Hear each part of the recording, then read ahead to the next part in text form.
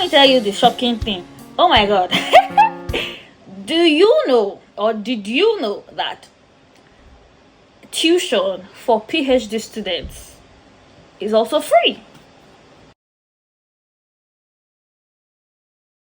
Hi guys, welcome back to my channel. My name is Ruth Adewale Oluyale. If you're new here, I film on love, marriage, and how to make it work by God. Sometimes I film on life as a Nigerian living in Sweden. Like today, where I'm going to be talking about Sweden and education.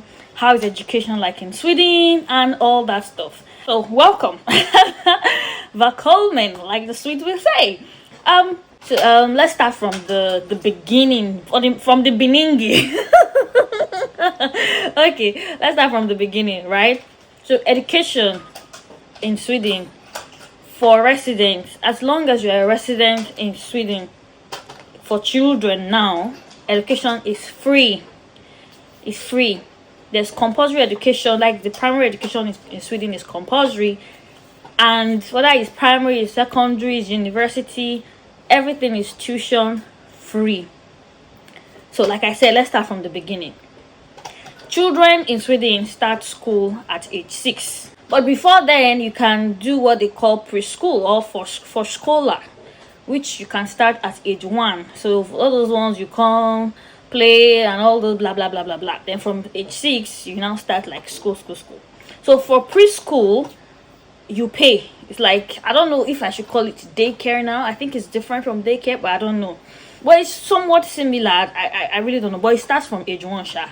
From age 1, you'll be able to like take your child to preschool. But for that one, you pay, and the amount is very, very subsidized. It's optional. You can decide not to take your child to preschool. But in a situation, in a country where both parents work and all that, you'd want to have time for yourself so that you're able to work, right? For that, it's not compulsory, but at the same time, with the condition of things, it's somewhat compulsory. Yeah. So by the time they are age 6, they can now start school properly, and for that it is free. Primary school is free, secondary school is free, university is free. As long as you are a resident in Sweden, like you are a child, you are a resident in Sweden, it is free. Even an adult who is resident in Sweden that has either a temporary residence permit or a permanent residence permit, education is free here. If I, for example, wanted to have a master's degree, and I would not pay tuition. Education for residents in Sweden, so long as your residence permit is not based on you being a student in Sweden, your education is free. How do I mean? If you're an international student in Sweden, like maybe you came to Sweden to maybe for your university, of course you have to pay because you're an international student. But if you came here based on, like, if your residence permit is temporary residence permit that is not based on being a student, or you have a permanent residency here and all that, it's free. If you want to do your master's, it's free. Let me tell you the shocking thing. Oh my god. Do you know, or did you know, that tuition for PhD students is also free? Okay, let me give you the gist.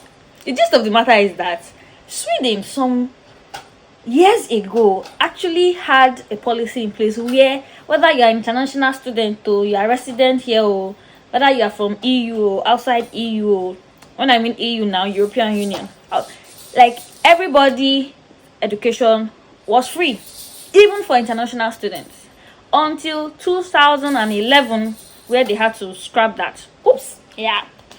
So right now, if you're an international student, of course you have to pay, and it's not cheap, it's expensive, right? However, for PhD students, whether you are an international student, whether you are here in Sweden, you are a resident, you are whatever, you are not to pay tuition for PhD. Is that not nice? Are you thinking of what I'm thinking? If you already have a master's degree and you want to go for PhD, trust me, Sweden is a good place for you to come and study for free.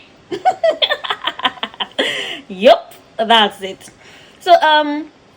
So that's that for the fees and all that. So the particular question that someone asked me was if there were international schools in Sweden.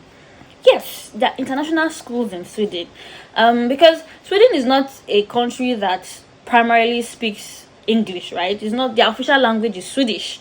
It's not English. So I understand the fear, quote and unquote, of like immigrant parents who are like from English speaking countries. We are coming to a country where where the official language is not English. How are my children going to cope? Like, are they going to, because English is like the world language, if we are to be honest. That, like, if you know English as a human being, there are so many countries that you can survive in. Do you get? But if you know Swedish, I'm sorry to say, there are not so many countries that you can survive in. Do you get, when it comes to language now? So I get that concern. But the thing is, there are international schools in Sweden where there are schools where the English will be the like the main language for teaching and stuff like that, right? International schools in Sweden. So if you are not comfortable with the fact that your child is going to is going to primarily be taught in Swedish, why not? If you can afford it, there are international schools that you can attend, that your children can attend. However, I would say that for English in Sweden, English is like the second language in Sweden, like it's the unofficial second language, right? Because quite many Swedes speak English because they are taught in school from age 7 or so. From what I gathered online, they are taught English till they finish school. When I mean school now, like secondary school, right?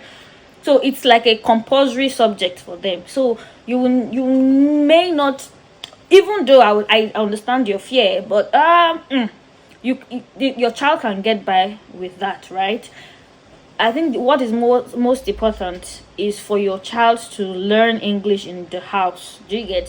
For you to be speaking English to the child in the house, buy English books. Since they are going to since they are going to teach them Swedish in school, there's no problem again with Swedish, right? So you have to your child has to familiarize him or herself with English books and stuff like that, right? And you speak when they're at home. Let them speak English, not Swedish, since they are going to speak Swedish outside the house in school and everything. So that's the way you can help your child to be familiar with English even more.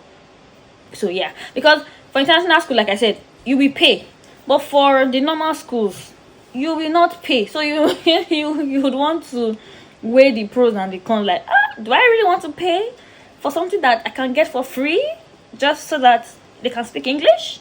Even when they teach English in typical Swedish schools, that's the thing. Do you want to pay for that? I don't think so. But yeah, but there are still international schools in Sweden where people actually go to. So it's not like, they don't have customers. Of course, they do have customers. So yeah, I think that's that for international schools, right? For schooling, you know that when you come to Sweden, you're a resident here and all that. It's the burden of education in that sense. It's lifted off your shoulder as a parent, because for the vast majority of the time, education is free here in Sweden, right? And so that's it. I hope this has been informative for you. If you have some other questions, you can put it in the comment section. And again, I would say that these videos that I make and all that, they're just for us to, informative, no doubt about it. But again, they're also to pique our interest in Sweden, right? So, but you can do the work to actually like learn more about Sweden, go on the internet, check more, and to see if the country is actually what you want. Because if you take it from my perspective, Sweden is an amazing place, right? I don't have the challenges that some people do have, right? Because how I came to Sweden is quite different. For example, I would not have the challenges that someone has who came to Sweden through school, because I didn't come through school. I came via marriage, right? So I may not have those challenges. So if you are coming through school, it's better for you to like research and see how it works. Do you get? And see, for those that came through school, how did it work? I have had to there was someone that sent me an email, and I have had to recommend another person's channel, a Nigerian's channel to her, because that person came through school. She will be better equipped to talk about schooling in Sweden and all that for international students. I didn't come through school, so I don't really know as much.